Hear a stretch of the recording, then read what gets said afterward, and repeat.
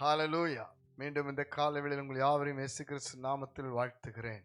தேவனுடைய வார்த்தையோடு கூட இந்த காலைவேளையில் கர்த்தர் உங்களை சந்திக்கிறார். பிரியமானவர்களே, உங்கள் துக்கத்தை மாற்றுகிற நாள், உங்கள் வேதனை மாற்றுகிற நாள், உங்கள் கண்ணீரை மாற்றுகிற நாள், உங்கள் பாடுகளிலிருந்து உங்களை விடுவிக்கிற நாள், உங்கள் தலையை உயர்த்துகிற நாள். அல்லேலூயா. சோர்ந்து போகாதிருங்கள். தேவன் நிச்சயமாய் சகல காரியத்தில் உங்களுக்கென்று அவர் ஒரு மாறுதலை கொடுத்து உங்கள் வாழ்க்கை, குடும்பத்தை, உங்கள் காரியங்களை எல்லாம் ஜெயமாய் மாற்றுவார். ஹalleluya. இந்த காலை வேளையில கூட நீங்கள் சோர்ந்து போகாதிருங்கள். உங்களுக்காக ஒரு தீர்க்கமான வார்த்தையை பார்த்து நாம் தேவ சமூகத்திலே நோக்கி நாம் ஜெபிக்க போகிறோம். கர்த்தர் உங்களோடு பேசுவார். சங்கீதங்களின் புஸ்தகம், சங்கீதம் 25:2 வாசித்து பாருங்கள். என் தேவனே, உம்மை நம்பியிருக்கிறேன். நான் வெட்கப்பட்டு போகாதபடி செய்யும். என் சத்துருக்கள் என்னை மேற்கொண்டு மகிழ விடாதேயும். ஹalleluya. ஹalleluya. நீங்கள் வெட்கப்பட்டு போவதில்லை. எனக்கு பிரியமானவர்களே, இன்றைக்கு எங்கு திரும்பினாலும் வெட்கப்படுத்துகிற ஒரு கூட்டம், சத்துருவின் கூட்டம் நம்மை சுற்றி இருக்கிறது. எதாகிலும் ஒன்று சொல்லி வெட்கப்படுத்துறது, எதாகிலும் ஒன்று செய்து வெட்கப்படுத்துறது. அவர்களுக்கு ஒரு ஆசீர்வாதம் நம் மூலமாய் இல்லாவிட்டால் நம்மை வெட்கப்படுத்துவது, சுயநலமாய் எதையாவது தேவைகளுக்காக வந்து நம்மை வெட்கப்படுத்துவது, இப்படி பலவித வார்த்தைகளிலே வெட்கப்பட்டு கலங்கியிருக்கிறீர்களோ, இனி வெட்கப்படுவதில்லை. ஆண்டவர் சொல்லுகிறார், இது ஒரு ஜெபம், நான் உம்மை நம்பியிருக்கிறேன் என்று சங்கீதக்காரன் சொல்லுகிறார். அப்ப அது வெட்கப்படுகிற சூழ்நிலையில நாம் யாரை நம்ப வேண்டும்? கர்த்தரை நம்பி இருக்க வேண்டும். உங்கள் பிள்ளைகள் கர்த்தரை நம்பியிருக்கிறார்களா? நீங்கள் கர்த்தரை நம்பியிருக்கிறீர்களா? உங்கள் வேலை ஸ்தலத்திலே பலவிதமான போராட்டங்கள் வெட்கப்படுத்துறது போல வரும். உங்களுடைய வியாபாரத்திலே, உங்களுடைய வாழ்க்கையிலே, உங்களுடைய குடும்பத்திலே, உங்களுடைய ஆவிக்குறி வாழ்க்கையிலே வெட்கப்பட்டு போறது போல வரும். ஆனாலும் தேவன் உங்களை வெட்கப்பட விடமாட்டார். காரணம், நாம் கர்த்தரை நம்பியிருந்தால் வெட்கப்பட்டு போவதில்லை. அல்லேலூயா. அது மாத்திரமல்ல, யார் வெட்கப்பட்டு போவார்கள் என்று அதே சங்கீதம் 25 நாம் பார்க்க முடியும். முகாந்திரம் இல்லாமல் தேவனை பகைக்கிறவர்களே வெட்கப்பட்டு போவார்கள். அல்லேலூயா. அல்லேலூயா.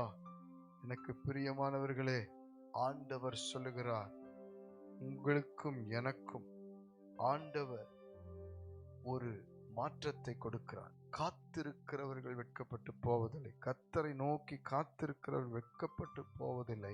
முகாந்திரம் இல்லாமல் துரோகம் செய்கிறவர்கள் வெட்கப்பட்டு போவார்கள். உங்களுக்கு, குடும்பத்துக்கு, பிள்ளைகளுக்கு, உங்கள் வாழ்க்கைக்கு, உங்களிடத்தில் ஆசீர்வாதம் பெற்றுட்டு உங்களுக்கு செய்கிற துரோகங்கள், இப்படிப்பட்ட துரோகிகளின் கூட்டம் இன்றைக்கு சாத்தானால் ஆளுகை செய்யப்பட வார்த்தையில, அவருடைய சிந்தனையில, அவருடைய செயல்களிலே சாத்தான் கிரியை செய்வான். காரணம், அவர்களுக்குள் துரோகத்தின் ஆவி இருக்கும், சுயநலத்தின் ஆவி இருக்கும். உங்களிடத்தில் ஏதாவது பெற்றுக்கொள்ள மாத்திரம் வந்துட்டு அதை முடிச்ச பிறகு உங்களுக்கு துரோகம் பண்ணிட்டு, உங்க பேரை கெடுத்துட்டு, உங்களை பத்தி தவறா பேசிட்டு, எதெல்லாம் உங்க மேல குற்றச்சாட்டு பண்ணணுமோ அதெல்லாம் பண்ணிட்டு அவர்கள் ஒன்றும் அறியாதவர்களை போல விலகி போவார்கள். ஆனால் அவர்கள் வெட்கப்படுவார்கள். வேதம் சொல்லுகிறது, அவர்கள் வெட்கப்பட்டு போவதை நாம் காணப்போகிறோம். நீங்கள் காண்பீர்கள். நாம் கர்த்தரை நம்பியிருக்க வேண்டும், கர்த்தருக்கு காத்திருக்க வேண்டும், கர்த்தரை நோக்கி கூப்பிட வேண்டும். அப்பொழுது நாம் வெட்கப்பட்டு போவதில்லை. ஹalleluya. ஹalleluya. ஒவ்வொரு முறையும் நாம் இந்த 3 காரியத்தை செய்வோம். கர்த்தரை நம்பியிருக்க வேண்டும், கர்த்தரை நோக்கி கூப்பிட வேண்டும், கர்த்தரை எப்பொழுதும் நாம் நோக்கி பார்த்து காத்திருக்க வேண்டும். கண்களை மூடி ஜெபிக்கலாமா? பரலோக பிதாவே, வெட்கப்பட்டு போகாதபடி செய்கிறவராய் வெளிப்பட்டிருக்கிறவரே, இந்த காலை வேளையில எவ்வளவு துக்கத்தோடு, காயத்தோடு ஆண்டவரே, எல்லாரிடத்திலும் காயப்பட்டு துரோகம் பண்ணியிருக்கிறாங்களேன்னு சொல்லி மனவேதனையோடு இருக்கிற அத்தனை பேரையும் சந்திப்பீராக. ஆண்டவரே, உம்மை நம்பி இருக்கிறவர்களாய் மாற்றுவீராக, உமக்கு காத்திருக்கிறவர்களாய் மாற்றுவீராக, உம்மை நோக்கி கூப்பிடுவர்களாய் மாற்றுவீராக. முகாந்திரம் இல்லாமல் துரோகம் செய்கிற கூட்டத்தை வெட்கப்படுத்துவீராக என்று ஜெபிக்கிறோம்.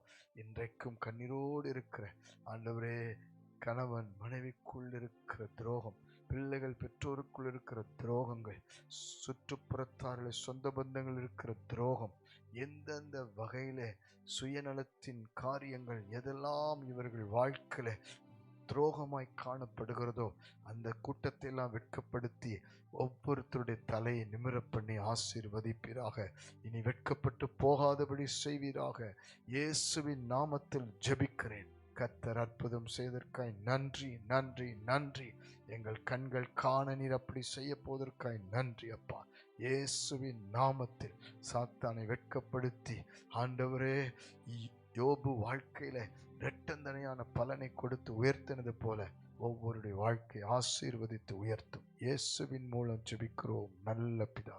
ஆமென். God bless you. வெட்கப்பட்டு போவதில்லை.